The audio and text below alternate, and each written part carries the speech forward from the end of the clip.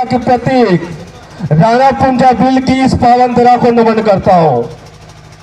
हमारे पूर्वज जिन्होंने संघर्ष के मार्गों पर चलकर हमें एक नया जीवन दिया, उन सभी महापुरुषों को नमन करता हूं। आप सभी पांडाल में विराजमान गणवीर और गण वीरांगनाओं को नमन करता हूं। मैं सबसे पहले 2 लाइनों के साथ में अपने उद्बोधन की शुरुआत करूंगा। काम ऐसा करो कि पहचान बन जाए, काम ऐसा करो कि पहचान बन जाए, हर कदम ऐसा रखो कि निशान बन जाए, हर कदम ऐसा रखो कि निशान बन जाए। यह जिंदगी तो हर कोई काट लेता है, यह जिंदगी तो हर कोई काट लेता है, मगर जियो ऐसे की मिसाल बन जाए, मगर जियो ऐसे की मिसाल बन जाए। अब हम जो इस कार्यक्रम में पधारे हैं, हमारा यह जो कार्यक्रम है केवल समारोह तक ही सीमित नहीं है। हमारे इस कार्यक्रम के उद्देश्य को हमें समझना होगा। ज्यादातर यहां पे युवा साथी बैठे हुए हैं। मैं युवा साथियों से कहना चाहूंगा, आप निरंतर पढ़ाई करिएगा और निरंतर पढ़ाई करने के बाद आप जैसे बड़े बड़े पदों पर जाना प्रारंभ हो जाते हैं, आप यकीन मानिए इस देश के अंदर आप पुनः राजा बन सकते हैं। मैं इस मंच के माध्यम से यह बात आपके सामने कहना चाहता हूं। आज के आदिवासी समाज के अंदर कोई आईएएस नहीं बन पा रहा है, कोई आरएस नहीं बन पा रहा है, कोई वकील, कोई इंजीनियर नहीं बन पा रहा है, क्योंकि हमारा सामाजिक पिछड़ापन है। इस पिछड़ेपन को हमें सुधारना होगा। वो किससे हो सकता है? वो आज के जो नवयुवा साथी हैं, उनको निरंतर पढ़ाई करनी होगी, उनको चाहे प्रशासनिक सेवा में जाना होगा और राजनीति के क्षेत्र में भी जाके अपने आदिवासियों का उद्धार करना होगा, तो कहीं ना कहीं अपना आदिवासी समाज आगे बढ़ पाएगा।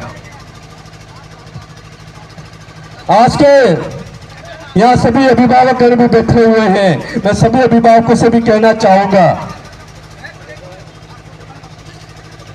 कि अपन समझते हैं कि अपन मरने के बाद अपन स्वर्ग में जाएंगे। लगता है कि नहीं लगता है?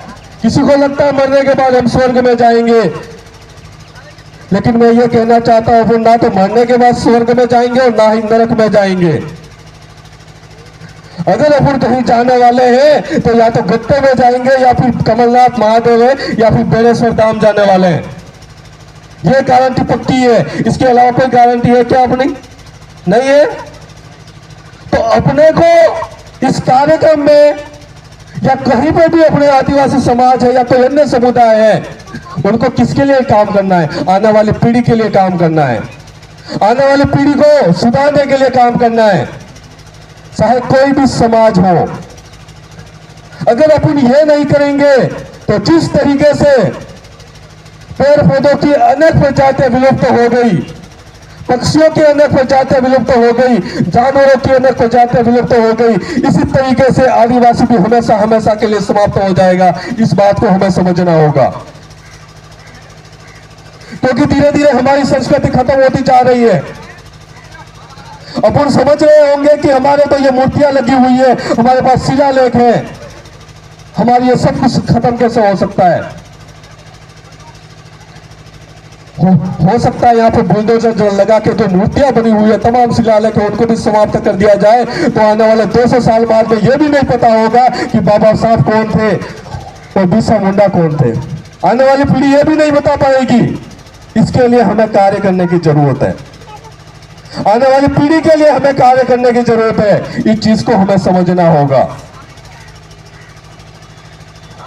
हमें अपने बच्चों को निरंतर पढ़ाई के मार्ग पर लाना होगा, और लाने के बाद में आज के अभिभावक समझते हैं कि मेरे बच्चे ने 10वीं पास कर ली, 12वीं पास कर ली, कॉलेज कर ली, लेकिन आज के जमाने के अंदर जो टेक्निकल एजुकेशन की जरूरत होती है वो आज के युवा प्राप्त नहीं कर पा रहे हैं। इन चीजों को हमें समझना होगा।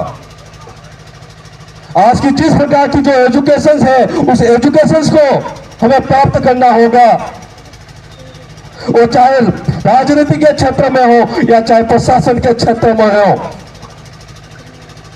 हमें हमारे व्यक्ति वहां तक पहुंचाने की जरूरत है। तो ही कहीं ना कहीं आदिवासी समाज या अन्य समाज, किसी भी समाज का सुधार हो सकता है। आज जो हमारा जो ट्राइबल एरिया है, जो संविधान के अंदर अधिसूचित एरिया है।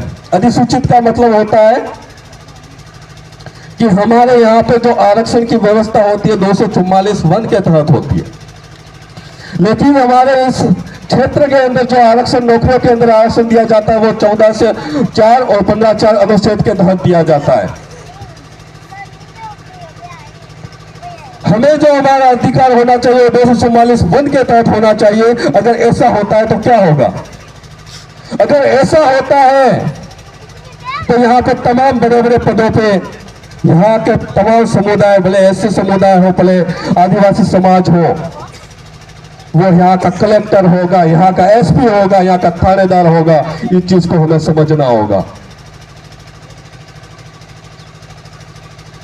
दूसरी बात, 1950 के अंदर अपना देश आजाद होता है और आजाद होने के बाद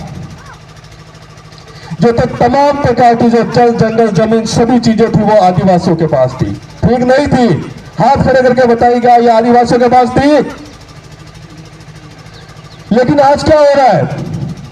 सबसे पहले तो खनन के नाम से हमें चीजें लूटी जा रही है। किसी चीज को प्राइवेट है, उद्योगपतियों के नाम से उनको दी जा रही है। हमारे पास आज के जमाने के अंदर सिर्फ जंगल और पहाड़ बचे हुए हैं और उनका भी आज के जमाने के अंदर वो भी चीजें हमें छीनी जा रही है। तो उन चीजों को भी हमें समझना होगा। ये चीजें कब होगी, इसमें सुधार कब होगा? जब आप पंचायत से लेकर लोकसभा चुनाव के अंदर एक समझदार व्यक्ति को, एक पढ़े लिखे को, एक इतिहास जानने वाले को, संस्कृति को समझने वाले व्यक्ति को अगर अपन वहां पे पहुंचाएंगे तो कहीं ना कहीं अपना सबका उद्धार हो सकता है।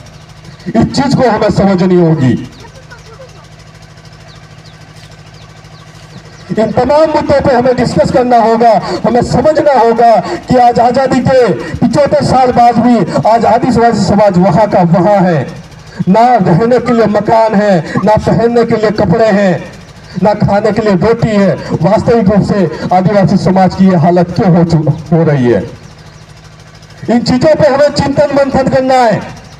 यह आदिवासी दिवस सिर्फ इसलिए नहीं है कि हम एक समारोह के रूप में आयोजित करें और यहां से चले जाएं।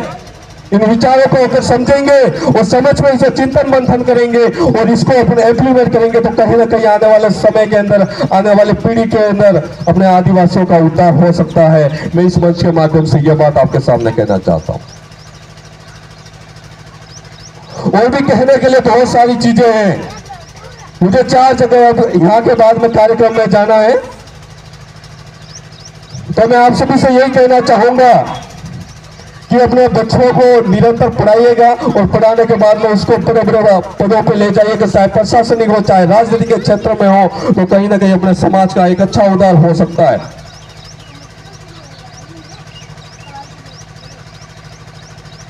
बहुत बहुत धन्यवाद, आभार।